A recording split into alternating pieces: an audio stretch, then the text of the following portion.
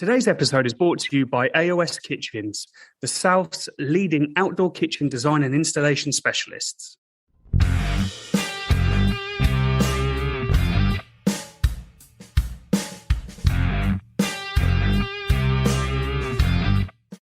Welcome to another episode of the Meet and Greet Barbecue Podcast. So today we have got John Wilson back on the podcast.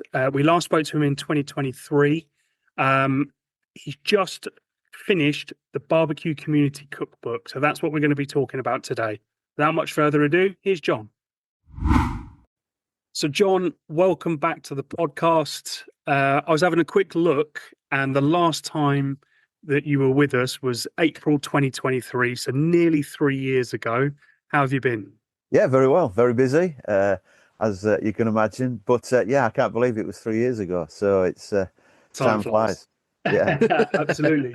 Well, we're super excited to have you back. Obviously, there's been a real buzz over the last week or so about the Barbecue Community Cookbook. I've got my copy here. Very excited. Yeah. There you have that. We've done our promotional bit now. Yeah. So obviously, of course, we wanted to get you back. We briefly spoke about it way back in 2023. Talk about what's happened since then, because obviously it's now here. It's now a product. Yes. So back in 2023, I decided, or we decided to put a cookbook together. It was basically me and my sister. Just around that sort of time, we unfortunately lost my dad to cancer, and we wanted to do something for his memory, and plus to raise money for charities. So we decided on a cookbook, and I had a chat with Paul from Flames Barbecue about it, because I was on the Sizzle Show, because I had this massive fascination about cookbooks. Cork from Sizzle Show interviewed me. Lots of messages, bring your own book out. Paul from Flames Barbecue got in touch. He said, why don't you do it?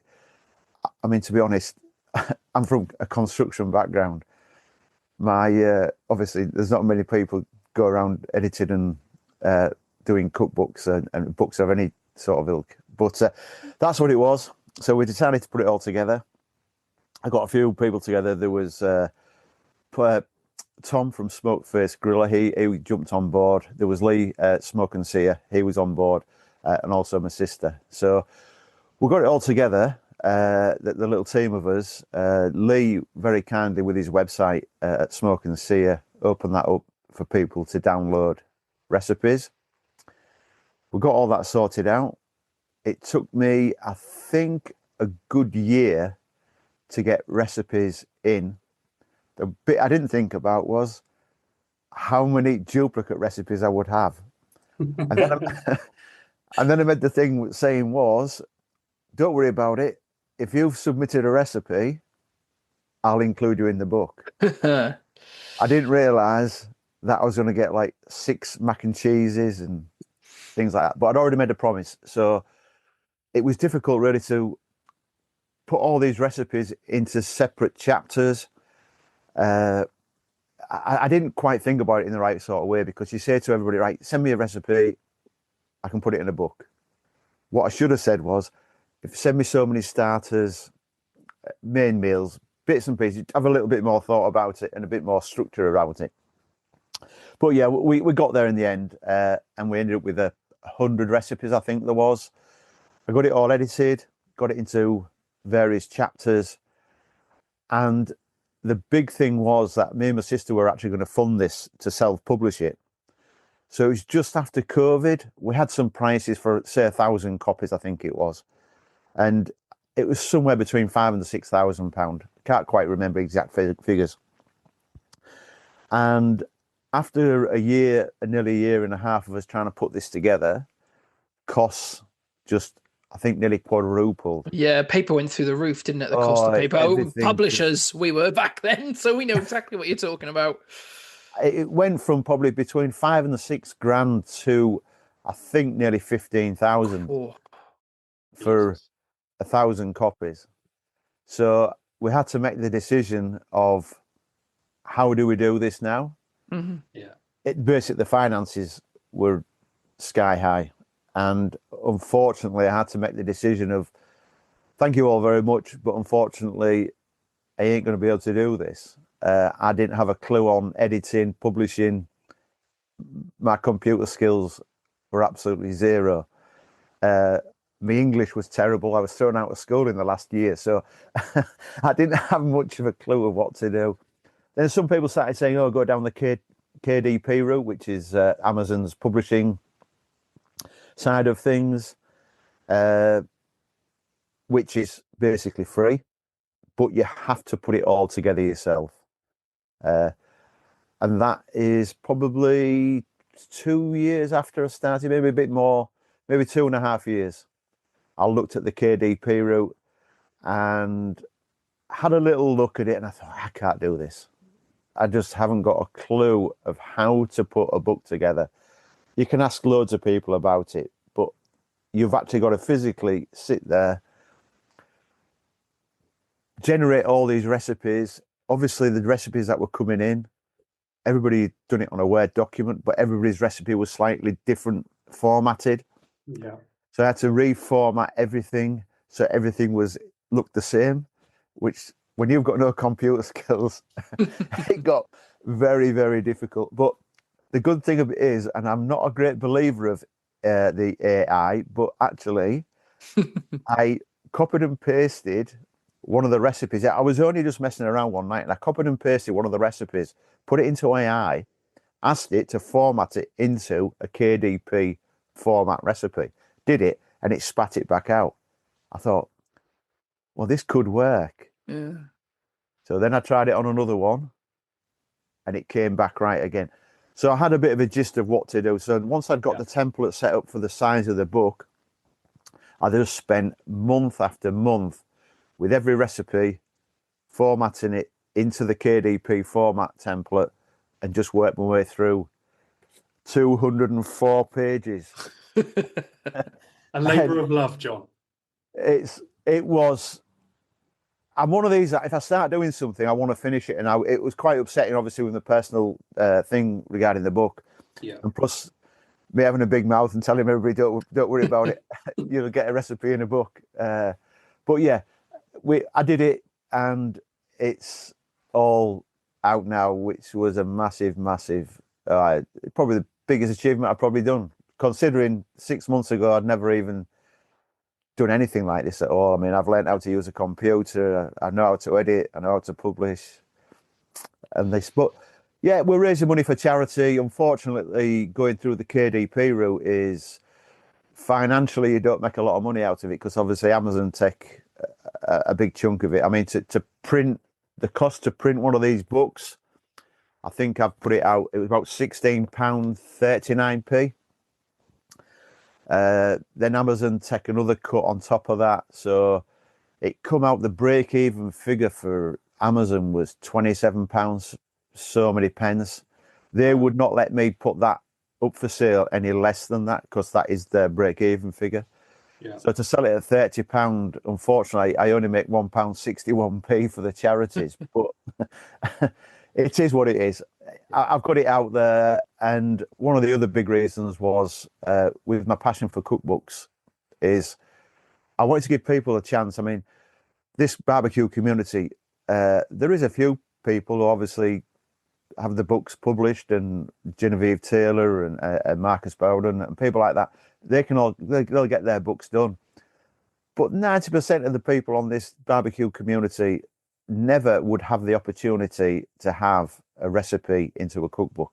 And that was another big thing I wanted to do. And like this weekend, seeing people's faces when they've got the book and they're opening it up and they see their recipe in print, that was special. That was really, really special. And it meant a lot. So, yeah, I've achieved what I wanted to do. And yeah, it's all worked out. And it's been a great couple of weeks. Thank you. It's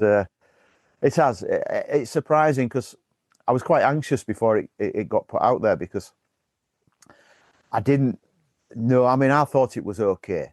Don't get me wrong. Yeah, I thought, yeah, that's good. It looks like one of my cookbooks or similar to a cookbook I've got at home. Yeah. But how is everybody else going to look at it? You know, I don't know. You know, but people are going to pick it up. Is it going to be what they expected? are the recipe layouts going to be right? So I was a little bit anxious, but yeah, the response from everybody has been absolutely fantastic. So, so vulnerable putting something out there like that, and the achievement of getting it out there after everything that happened, John, is like amazing. But I completely understand that fear of what will people think when they actually see it, you know, and because we are all our own biggest critics, right? But yeah. I understand what you're saying about the feeling when you see other people get hold of it and their reactions, but how did it feel getting your copy, the first one that came through? That must have been a big moment for you. Well, this one I've got here, there's only 2 of these copies because there's me and my sister got these copies. Now, these are proof copies. Yeah. So I'd gone through on laptops with my sister and we'd gone through it over Christmas because I wanted to get it out prior to Christmas, but there was just too much editing to do to get it all right. So we went through it all on a laptop, me and my sister, for a couple of days solid, just hours and hours and hours going through it all, making sure it was right, blah, blah, blah, blah. And I also, just very quickly, had Laura from the Hodgkiss family, just prior to Christmas. I wanted somebody to proofread it, and I was talking to Adam, her future husband, and we was on about it, and I asked her if she'd like to, or if she wouldn't mind if she could proofread it for me, and she did. So she came back with some bits that needed editing. So I sort of did those bits. And then me and my sister sat over Christmas editing it all. And I thought, that's it, we're sorted.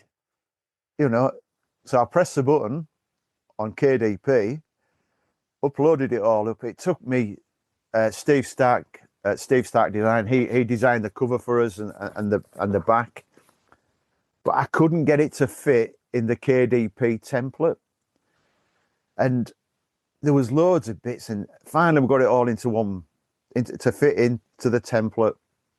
I thought, this looks perfect. Press the button, it uploaded onto their website, and it said, right, now you can have a proof copy. So right, we'll get 2 proof copies. I'll get one and my sister will get one. So I gets one, and I'm flicking through it. I thought, well, that doesn't look too bad. And then there was one recipe. It was from Matt Burgess, Matt Black.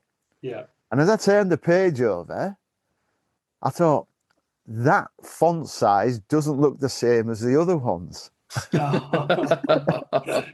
And the font size on most of the pages is font size 12. When I turned it back, and I folded both the pages over, Matt's recipe was in 11. So that was the first problem.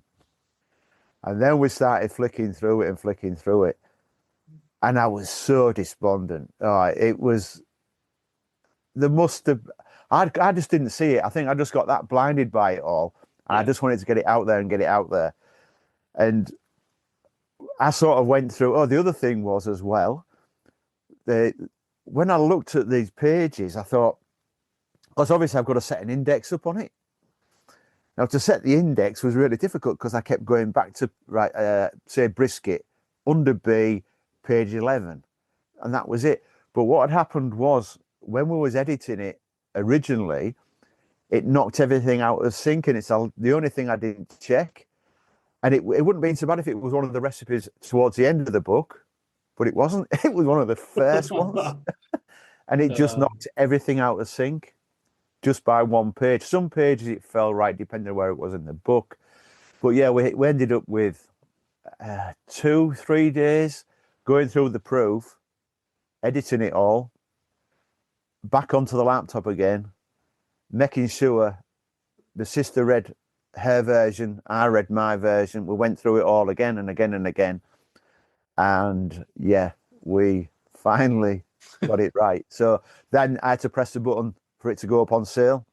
And that was a bit nerve-wracking because I pressed it and it says, within 72 hours, this will be live.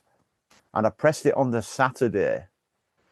So I thought Sunday, it said between 24 and 72 hours. So I pressed the button, Sunday morning, nothing. Monday morning, nothing.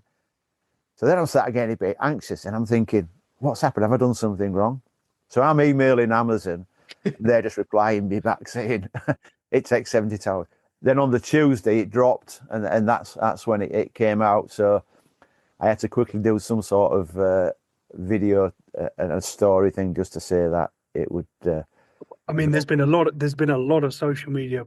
I've seen lots of people excited with their copies. Oh yeah.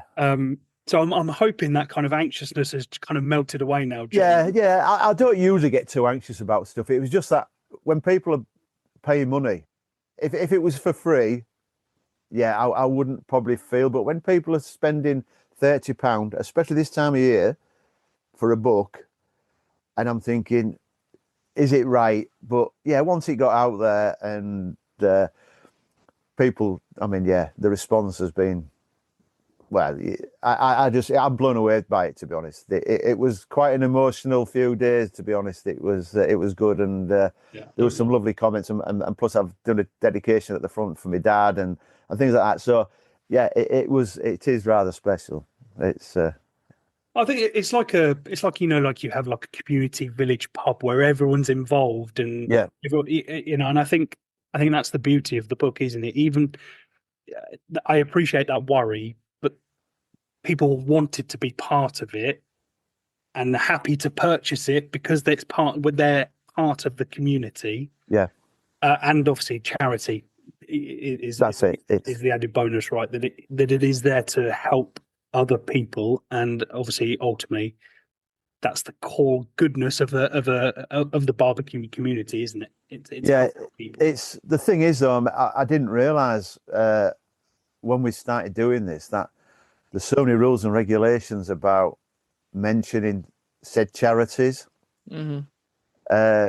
Macmillan Cancer and Young Minds Mental Health Charities are the two charities, but I couldn't actually use their logos in the book, and I couldn't mention them in a way of all the proceeds are going to the said charities. I had to go down the legal side of things. I had to fortunately, my brother-in-law has a big company in Hull, and he has an on-tap solicitor, a lawyer. So I just quickly asked them what, and they went through it all, and they said, you've got to be so careful about what you can and can't do. I'd messaged Macmillan Cancer and Young Minds, and they were under the same thing. It's brilliant what you're doing, but please don't do this, that, and the other. And it's there is some parts of the book where I actually did mention them, and I thought, well, what were they going to do with it? But yeah. It was a difficult thing. I just didn't realise. And when I spoke to somebody at Macmillan Cancer, they were saying nowadays it's such a strict thing because people were saying we're going to raise money for charity and then disappearing off to the Cayman Islands with a suitcase full of money, and that is the problem. But no, it's been brilliant, to be honest, and it's nice that everybody. The biggest thing is when you see people open the book, like I said earlier, and you see people with the recipes and things like that. It does make you think, yeah, that is somewhat special. It's something that not everybody gets to do. So I'm very fortunate, really, to be able to do this. And the barbecue community, people like yourselves and everybody else who's supported it and submitted recipes and things like that. It's for everybody, really. I'm just the person who compiled it all and came up with a silly idea. Well, you're the person who invented it. Yeah, and invented it. If you've been looking or thinking about an outdoor kitchen, then look no further than AOS Outdoor Kitchens. They are the South's leading outdoor kitchen design and installation specialists.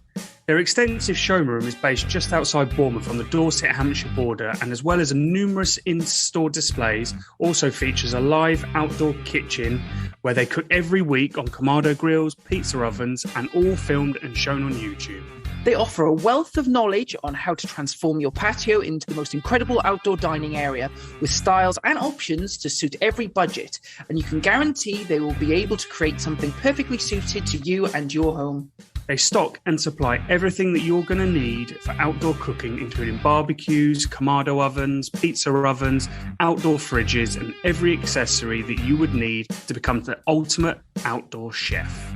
So if you want to make yourself the envy of your friends and neighbours, get in touch with them today to arrange a consultation and take the first step in transforming your back garden into the most incredible entertainment space. Visit aoskitchens.co.uk.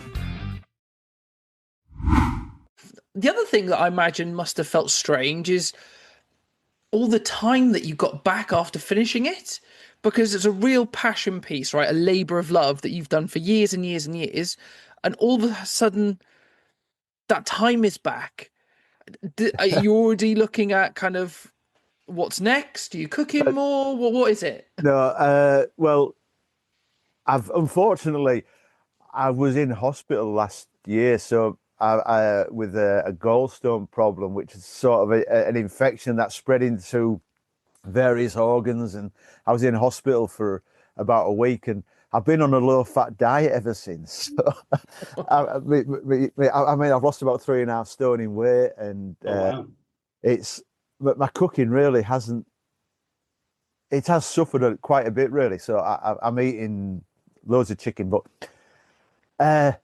yes, once that was over and done with, and I got to a certain stage with the cookbook where I was just waiting around, I did start another one.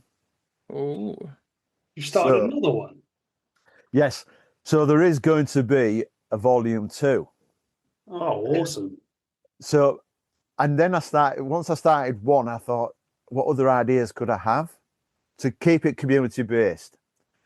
So I've got volume 2, volume 3, and volume 4. So they're all totally different. Yeah. I mean, don't get me wrong, these aren't going to be coming out in the next. If I can do one a year, I think I've worked it out that if I start volume 2 now, I should be able to do it by this time next year. Yeah. Now I'm on a roll, you see. I've got the template, I know what to do, etc. It's just if I go down the KDP route again, is the other thing. Unless there's some kind publisher out there wants to come and help me and publish the book. We just at and tag every single publisher as we post this episode. It's the thing is though, I have looked at this, and somebody did say that once you've got one out and you've made a decent go of it, you have a bit better chance of trying to find somebody to come out and publish it. I don't know how these things work, but so volume 2. So volume 2 is, I can tell you a little bit about volume 2. So it's going to be very similar to the concept we have with the original one. This is going to be global recipes. So I've picked different regions from around the world. So you've got like Australasia, South Asia, Central America, Southern America, Mediterranean, Europe, all these sort of places. Now, what I've had to do this time is I've picked out recipes or dishes, should I say, from each of these places. And I've got 8 in each chapter. And to make things slightly easier for myself, and also I don't get duplicate recipes, is that I will be releasing so many chapters at a time. People then see the dishes. They can choose a dish they want to do, put their own spin on it, send it all back to me. I'll edit it and put it in the book. Nice. That is my way of thinking of how to do it. The other thing I've thought about is this, like, there's a lot of dishes here. Yes, there's like the American chapter, which has your briskets, your pulled porks, things like that. But then I've got sort of dishes from Korea, China, Japan, dishes that people probably don't cook every day, which then I'm thinking that's going to give somebody an opportunity just to push the boundaries a little bit, gives them a bit of an opportunity to cook something slightly different that they wouldn't do before, and things like that. So yes, there's, I think, 9 chapters I think I've got. So there's all them sort of different regions, and I do have a special chapter which is called Live Fire Legends, if I've got that right. I might change the wording like slightly bit, but I have got at the moment 5, maybe 6, what I would call pretty big live fire legends, who are willing to submit recipes. And these are from all around the world. So I've spent quite a bit of time talking to people and messaging people and that. So yeah, that is volume 2. So I'll be releasing this probably in the next 2 to 3 weeks and get people on board, depending on how it goes, and if people are into the concept. I sort of did put something out just before Christmas asking the question, and I got quite a good response. Yeah, it'd be a good idea, this, that, and the other. If nobody comes back to me, I'm going to be sat here cooking all these dishes and doing all this stuff. I don't for a second think that's going to be the case, John. No, well, you never know, though, do you? I mean, it's I don't know. If it works, it works. If it doesn't, it doesn't. I did think this about the first one, and that sort of worked out right. So, but yeah, that is volume 2. It's going to be slightly different. I mean, as you know, with the volume 1, we've got a directory. You can't really do that with a global cookbook. There is obviously in the original one, there's the about your meat and bits and pieces like that. So, but yeah, it's as it's worked in volume 2. It is. I'm really excited by it because I think the layout for the volume 1 is quite basic. It's pretty simple. Easy. You pick it up, you read, and it's sort of pretty easy to sort of follow. What I try to do with volume 2 is make it a little bit more professional. The layouts of things is slightly different, and I've sort of scoured a lot of cookbooks of my own and sort of picked out little bits and pieces of how their layout is to what mine is. It's just learning curve, and that was the thing of working it out. But yeah, that's what I'm in with. Are we actually hearing the formation of JW Publishing Limited? Yes, yeah. I'm going to chuck building houses, and I'm going to become an author. Building words. Yes. But it's something I do get quite. I get bored very easily, and I need something to be occupying with time, really. Saying that, I'm self-employed, so I'm pretty busy work-wise, but I do get these ideas of doing things and being active, and as you know, I'm quite active within the barbecue community, not just with the book and various other bits and pieces. So and I enjoy it, and that is a main, and I'd just like to give a little bit back to other people, really. Yeah, no, again, really so glad and happy for you that you've got this first one to print, but so excited about volume 2 already. I thought you'd given yourself a little bit more of a grace period, but you're jumping straight back into the fire. I think you've got to, really, because if I'd waited another 6 months while I'm on the crest of a wave with this one, it's sort of then let that keep going for 2 or 3 weeks, and then while people's all the barbecue, and then I hit them with another one to get the recipes going again, you see. And then if I do it just before, like I say, by March time, and then people got all summer then, they can think, oh yeah, that'd be good, I can do that, I can do this. And if you hit them with it before Christmas, everybody's forgot about it and nobody's going to cook nothing till March, April. So there's a bit of strategy there, you see. Well, talking about cooking, as you would have experienced the first time you came on, obviously we like to do barbecue bingo, but I thought we would do something slightly different. So what we've been doing of late is every time a guest comes onto the podcast, obviously they spin the wheel, they get an ingredient. All of the ingredients have been left by previous guests, and then each guest would leave one for the next guest. However, as we're celebrating the launch of the book, what I thought we could do is I got my daughter to go through the book and at random pick 10 recipes out of the book. Right.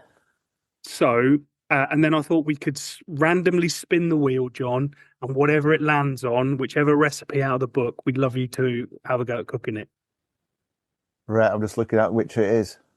So we have got sausage bombs from Alton Barbecue, Yeah, shotgun shells from Flame Meats Woods, yeah. kettle fried chicken from Kamado John, chicken and crispy potato bake from Cave Dad Food, pizza burger, although I realised I couldn't spell, Big House Barbecue UK, beef cheek tacos from Smokeface Griller, beef short ribs from Twisted Ribs, sweet chili halloumi from the Casual Barbecuer, brioche, a Biscoff brioche bread pudding by RD Barbecue, and Sue's famous chocolate brownie, Sue Stoneman.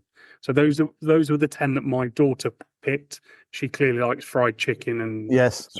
sweet stuff. But what do you think? Happy to give it a go? Yes, not a problem. I know all these. I don't even need to pick the book up. I know these recipes inside out. I was going to say, yeah, you probably know the method and things just off by heart now, don't you? Yeah, I can tell you.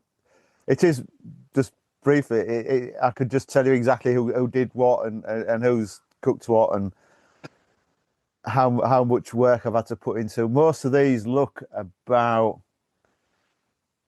I'm glad your daughter didn't pick some of them because some of them were quite difficult to do. But yeah, not a problem. I can do these. Sounds good. Right, let's give it a spin and see what you get. Ooh. I know what I'm most excited by. I would love to see the Biscoff brioche bread pudding come up. Me too. Yeah. Me too. Actually, I would because I've been meaning to do this one. I have done some of them already. See, I've been meaning to do the shotgun shells recipe, a shotgun shell recipe for ages. So I definitely will be doing that one. But anyway, let's give it a spin. Come on, Biscoff brioche bread pudding. Oh, it was close in the end. So the sweet chili halloumi from the Casual Barbecuer. Right. That's pretty simple, isn't it? Because you know something? Out of all them dishes, I don't know if you ever saw running up to Christmas, I did a little teaser where I was cooking recipes. I think I took one from each chapter. Was that one you did? The only one on there, I'm thinking, I've already done one of those. I've already done it. And I thought, it's never going to land on that. But yeah, So does that mean that we should spin it again just because so you've got something different? No, that's good. No, that is really, when I did that dish, it is quite a simple recipe. There's not loads to it. Yeah. But it works so well. And that was the biggest thing when I did a lot of these recipes. I mean, but no, I'm quite happy with that. It's quite a low fat one as well. So it works pretty well for me. Sounds good. Can't wait to see it. So again, obviously, just to kind of get you back, I appreciate we spent most of our time talking about the book, but is there anything else, John, that you wanted to? Well, yeah, I've got quite a lot going on. I'm doing a couple of events regarding the cookbook as well. So we're doing Alfresco Chapel. They asked me if I would be interested in doing an event up there where it's a ticketed event and the proceeds from, the profits that we make from that are going to the two charities. So we put it out a few weeks ago and I think we limited it to 20 tickets or 20 people. And within 4 hours it sold out. So I had a quick message and would you be able to do another date? So we said yes. And that was on the Saturday night, and by the Sunday dinner time, the rest of it was sold out as well. So within 2 days, I'd sold out 2 events, and that was pretty good. And I've got quite a lot going on actually. I've got a few festivals that I'm cooking at. I'm doing open days at various places, again at Alfresco Chapel and things like that. But yeah, it's been eventful and sounds it. Yeah, so hopefully see you out and about in person then this year. Yeah, well, I'm hoping to probably get down to Sizzle Fest. The guys down there have sort of asked about the book and things like that, so possibly get down there and do stuff down there. I don't really plan a great deal of things to go to festivals with work, but obviously with the book and that, I've been asked a little bit more than usual, and it's good. It's good to go out though. I mean, I've done quite a lot of the recipes from the book, and it's good to go out there and cook in front of people and do things. The recipes that people have sent in. So, but that was a big thing at the weekend, seeing people actually tagging me into cooks of what they've done and trying the recipes out. So it works pretty well. So I've done something right, haven't I? Big tick. Life yes. goal. Yeah, it's but there was another a lovely thing that happened as well on Friday was the little griller, which is Laura from the Hodgkiss family and Adam. Now, he'd gone to school. He'd put a recipe in the book. I think panko cod loin, something like that it was. And he'd gone to school to talk about his recipe, and they got him up in the school. I think it must have been an assembly, and he got an award for actually. Oh, that's awesome. Yeah, so he took the book and explained what he'd done, and I mean that. To be honest, I mean I'm a builder and I work in construction. It's a tough old industry, but that welled me up. Did that when I saw the message come up, and I thought, God, that if anything never happened with the book, for that to happen to a young kid to go to school and speak in front of his school and say, "This is what I've done. I've done this. I've put a recipe, and it's been printed in a cookbook." I mean that really does mean a lot. I mean, if it's helped that lad go out and his friends and school teachers and this, that, and the other, it was a special moment. Was that? So yeah, it's pretty good. Yeah, great story. And again, I suppose that just demonstrates the value of the work that you've put into it, and the contributions that everyone's made, and just adds to the whole piece, doesn't it? Yeah, I mean, I couldn't have done this without the community. I can't even write a recipe. I wouldn't even know where to start. I'm all right putting them all together and putting it in order now. But no, I mean, I've always said right from the beginning, this book was for everybody. And it was a chance, as I said earlier on, to get everybody who wants a recipe in a cookbook, especially with us all being foodies and this, that, and the other, to have a recipe in a cookbook. And obviously you get things like the little story there from the little griller who went up there, did George with his school, and other people who have messaged me, thanks very much to put, I've got my recipe in a book and things like that. But yeah, it's a special moment, and I'm very proud of everybody who's been involved with it. And rightly so. So, John, as we kind of wrap up the episode and the catch up, obviously it's fantastic to have you back. Where, for people that may have forgotten already, where can they go to get the cookbook? Right. So if you go on the bio on my Johns.barbecue account on Instagram, and also I've got to keep remembering now, the Barbecue Community Cookbook account, the bio in there as well, and there's a link in there, and you can click the link and it'll take you straight to Amazon. So it's that's how you get involved. But just very quickly, I mean, the other big thing as well about the cookbook was 2 or 3 days after it was being launched, you have the categories. I don't know if you know how these things work on Amazon, but you've got categories of certain books. You get, I don't know, air fryer books, and then you get barbecue books. And when I pressed on the barbecue books, and it goes to bestsellers. Now, we were second for the first week. I think just about a week, maybe 4 days. But yeah, we were second. And below me was Jamie Oliver. And I think Genevieve Taylor's book, I can't remember, she might have been below me. And then Only Slagging brought his out the same time, and he was at number 1. So I was in pretty good company, really, to be there. Tom Kerridge was below us. So yeah, it was pretty awesome to see that when it flashed up, and the community cookbook was second. So print screen, put that on a t-shirt, and wear that to all of the events you do. Yes. Yeah. So yeah, it has been special. I always thought it would be. I mean, a lot of people used to say to me, yeah, it'd be brilliant, great idea.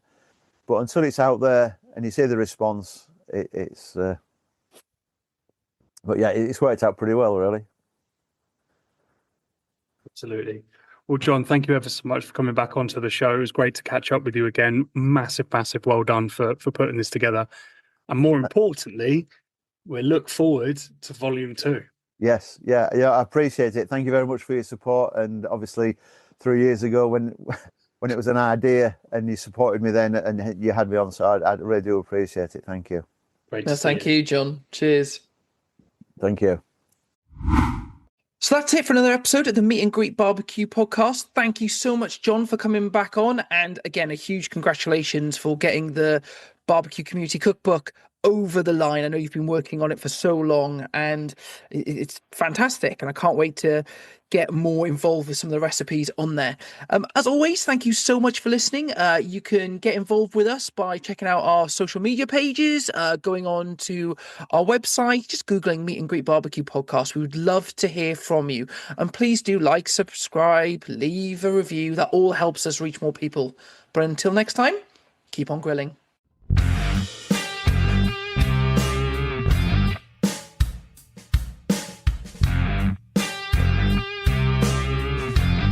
Today's episode of the Meet and Greet Barbecue podcast is brought to you by AOS Outdoor Kitchens. They are the South's leading outdoor kitchen design and installation specialists.